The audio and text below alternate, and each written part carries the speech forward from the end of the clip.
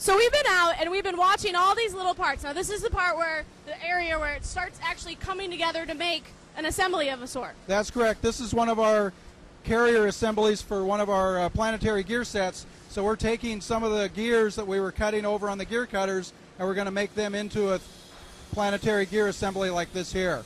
So this is the first sub-assembly that we're putting together that'll make the final winch. Now it's really cool to start seeing all of these parts finally coming together. What is the raw to the finished product right here? This is one of our end housings or gear housings, and this cell here is going to do all the machine work on this. This is going to eventually go on to an M12 or M15 winch. So he's doing the ID machine work to install the ring gear and also install the clutch lever. The clutch lever. So this is the magic moment. We've seen the raw material go into parts, into sub-assembly, and this is where it all comes together. That's right. This is one of our large frame winch assembly areas. You can see back here the attendant's actually building an M12,000 winch.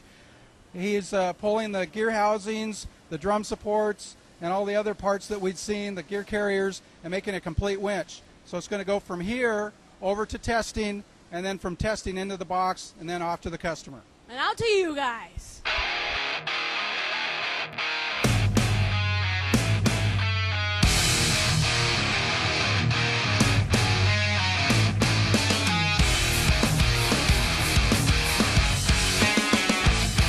There we go. That's it.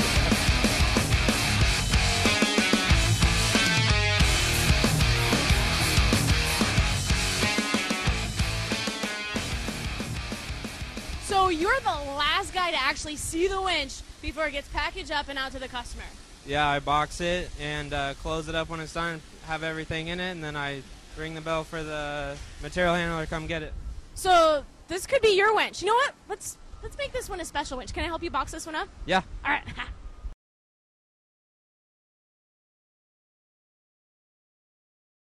All right, so we've been checking out all the winches that we would use on our own recreational vehicles, but you guys also do little guys as well as the bigger guys, right? That's right. We do ATV winches, plus this here. This is a motor sub-assembly for one of our severe duty 18 winches. This is an 18,000-pound winch component.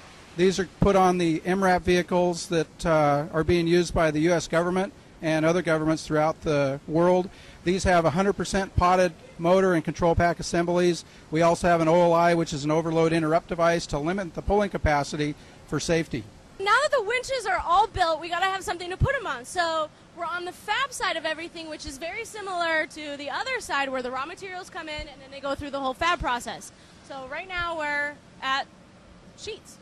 Yeah, we're here at the fabrication side of the business, starting with our flat sheet stock. Anything from 1/8 inch to 1/4 inch mild steel and aluminum. We're going to take it and process it from the raw state across the punch press through to the Trump laser and then off into press brake.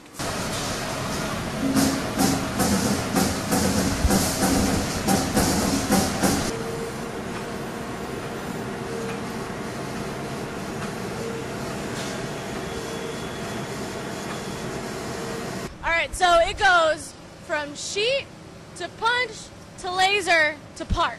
Correct. Now how long does that take? This is going to take you about 3.5 minutes from raw sheet of steel through the punch, through the laser, and into the basket per part. 3.5 minutes? Yeah. Okay, but there's still more, obviously. It's got to turn into something. From here, we'll take it over into our CNC press brake operations and then off into our welding. Well, let's go. Let's go. All the parts have been completely lasered, and then they come over here to the brake. Correct. So what we've got over here is all your left-hand brackets, your right-hand brackets, your upper parts, your lower parts, coming into one kit. And the press brake is getting set up to bend each and every one of those profiles. Oh, see how the... Relief cut in the Yeah. die. So you can do an overbend on a 90. That's how you do it. Now, the parts are bent, and they come over here. Correct. We're over at our robotic welding center. What you're going to see here in front of you is two different setups. So we've got winch mounts and we've got mounting brackets. And what they do is set up a bracket kit on one side and the winch mount on the other, and we'll proceed to see it rotate into position.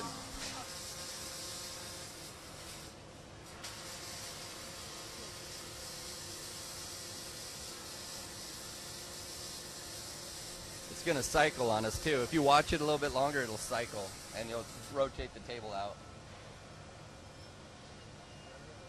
So we were just over at robotics, and I walked by, and I'm like, oh my gosh, there's a chick welding in there. What's your name? I'm Brittany. Brittany, how old are you? I'm 23. And how long have you been working here? About a month. About a month. How long have you been welding for? A few years, since probably 4 years. That's awesome. Now, what are you making right here? Rock sliders. Rock sliders. And Yep. these are your beads, and they're absolutely stunningly gorgeous. It looks like a robot did them.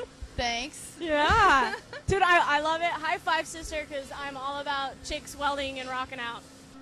It looks like there's robotic mandrel bending going on right here. Exactly.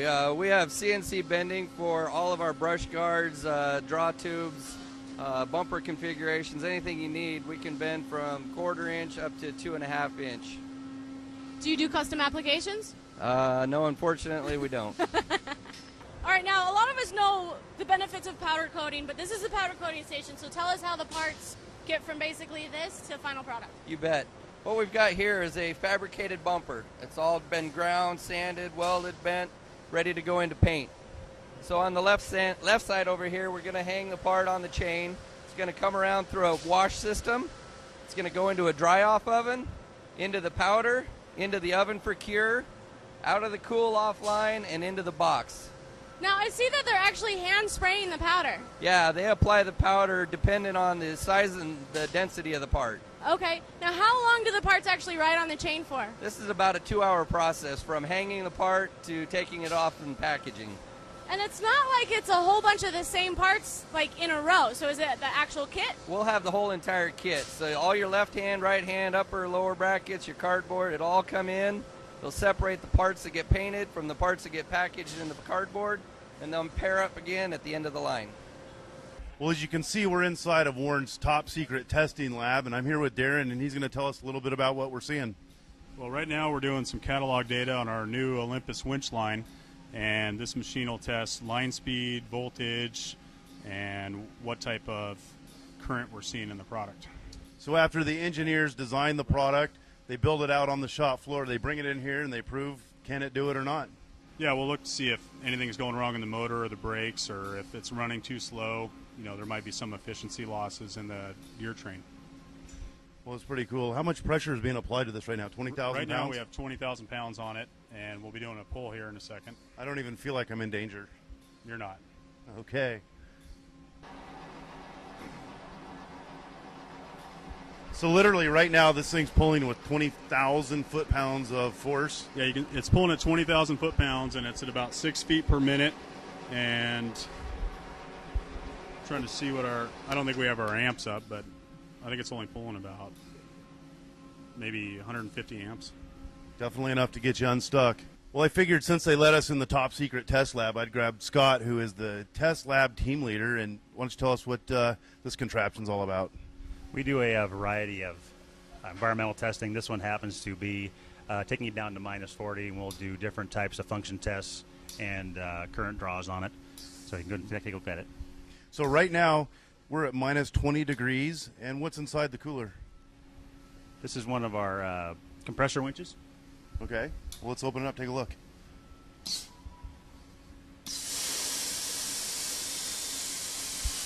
So am I understanding this right? My Warren winch is going to work at -20 degrees if I happen to be like wheeling in the Arctic? We test it down to that, yes.